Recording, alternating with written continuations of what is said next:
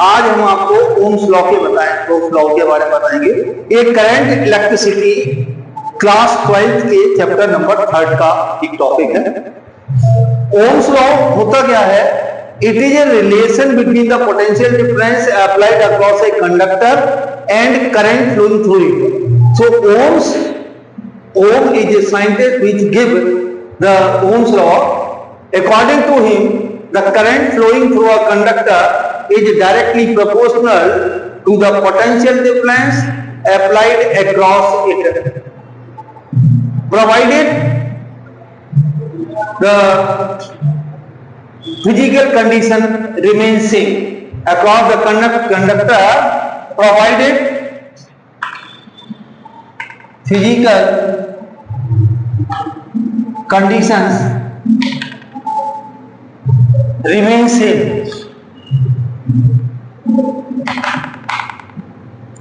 Physical condition means temperature, area of cross section of the wire and length of the wire.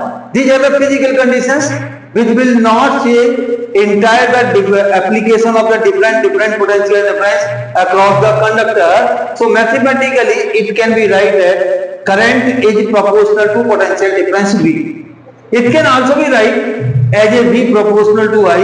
When we replace or remove this proportionality sign, then some constant have to become, मतलब V equal to तब होगा जब I में किसी एक constant number का multiply करेंगे, तो इस वाले रिलेशन को प्रोपोर्शनलिटी कहते हैं। इसलिए V इक्वल टू RI और V equal to IR।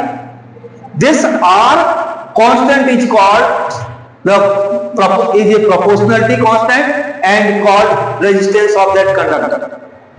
Okay, so what is the resistance?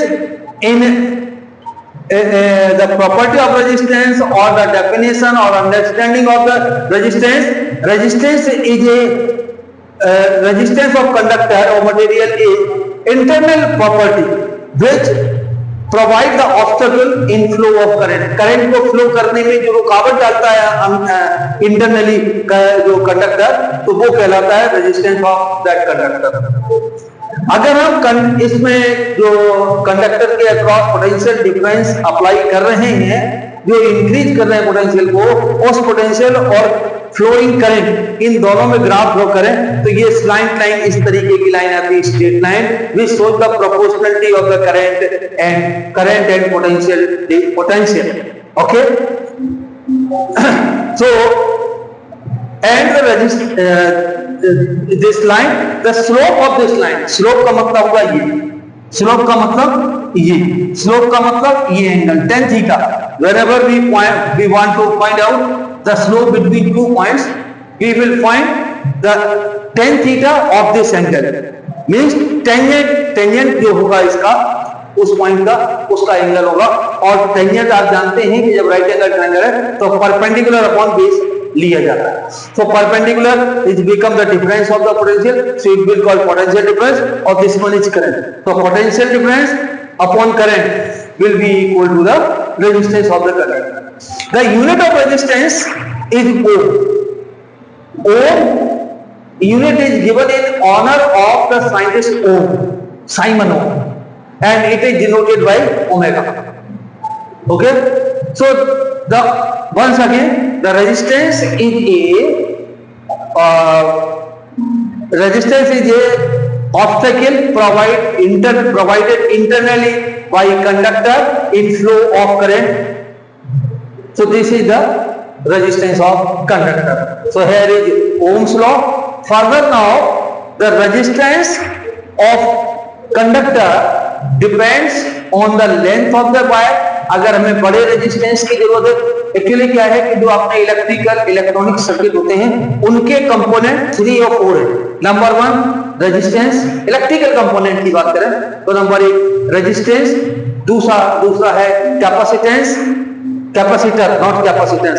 Resistance को अगर डिवाइस के फॉर्म में हम यूज करें तो उसे रजिस्टर कहते हैं। कैपेसिटेंस को कैपेसिटेंस जिसका होता है उसको कहते हैं अपन कैपेसिटर। और थर्ड होता है इंडक्टर।